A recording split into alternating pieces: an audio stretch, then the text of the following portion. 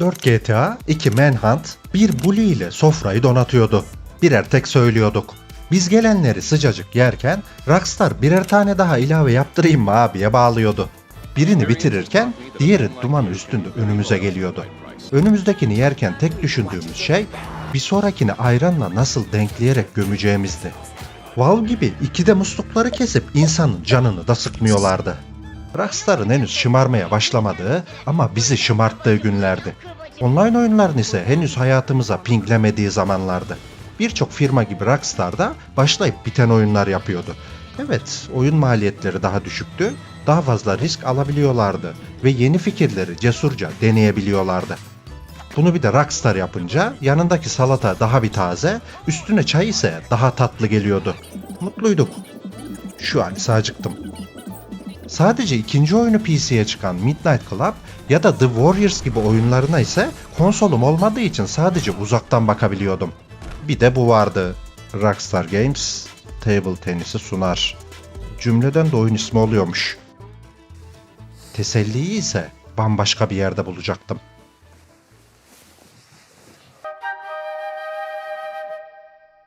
...2004'te çıkan Red Dead Revolver'ı ise Rockstar eksik olmasın yine cama ekmek bandırdığı için oynayamamıştım. Bir sene sonra PC'ye de çıkan Gun ise benim için bir intikam şekli olacaktı. Oyun Batı'nın o vahşiliğini içimize kadar işlemişti. Ben ise Red Dead Revolver'daki Red Harlow olamamış, teselliyi Gun'daki Colton White ile bulmuştum. 2010 yılının ise hem Rockstar hem de biz oyuncular için bir dönüm noktası olacağını hiçbirimiz tahmin edemezdik.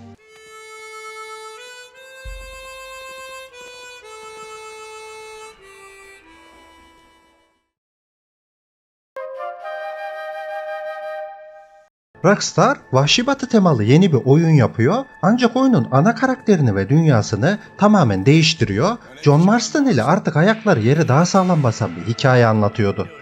Eksikliği duyulan bir Vahşi Batı oyunu yapılıyordu hem de Rockstar tarafından ve ben ise yine aynı kaderi yaşıyordum. Oyun çok uzun süreler PlayStation 3 ve Xbox 360'da sıkışıp kalacaktı. Rockstar sanki oyunu yapmış ve sonrasında tamamen unutmuştu. O kadar oynamak istiyordum ki varlığını unutmak acı çekmemden daha kolay hale gelmişti. Bir yandan kendisini hatırlamamaya çalışıyor, bir yandan da hiç tatmadığım bir şeyin yoksunluğunu çekiyordum sanki. Aman tatlı.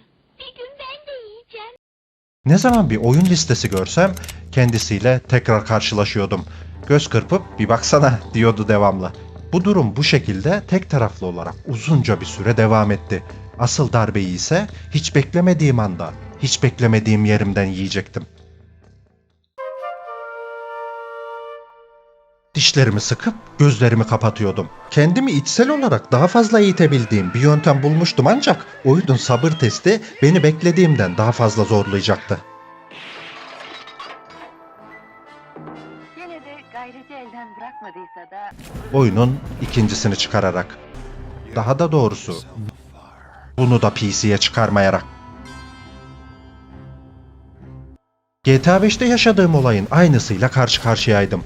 Konu Rockstar olunca bunu tahmin etmiştim ancak ilki PC'ye çıkmamış bir oyunun ikincisinin de sadece konsola çıkacağını öğrendiğimde acı da olsa seri ile alakalı daha ciddi kararlar almam gerektiğini düşünmeye başladım. Platonik eski sevgiliyi unutmanın zamanı gelmişti sanki. Artık bu gerçekle yüzleşmeli ve önüme bakmalıydım. Daha oynayamadan dibe vurmuştum. Umut ise en umutsuz olduğum anda yanımdaydı yine.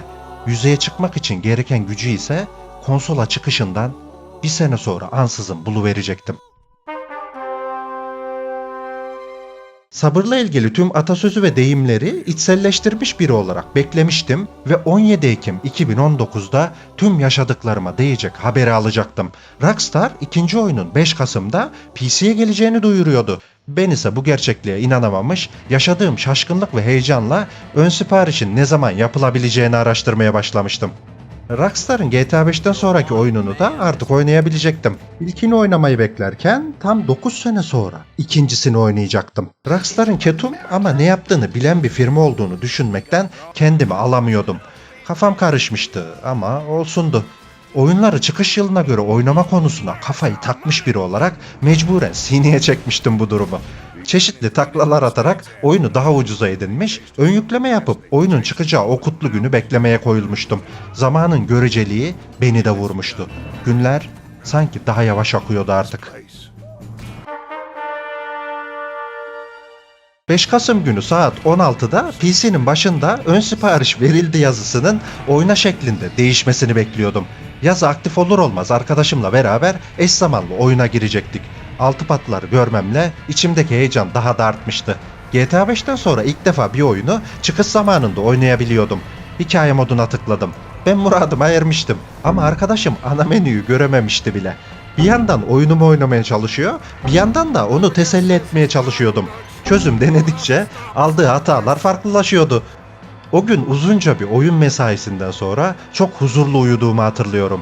Hikaye bu kadar sarıp sarmalamışken, GTA'nın üzerimde bıraktığı izler hala tazeyken, olacak her şeyin farkındayken yine de yapmam gereken tek şeyin bu olduğunu düşünmekten kendimi alamıyordum. Akıllanmadan ve tekrardan zehri zerk etmek. Red Dead Online. Gentlemen.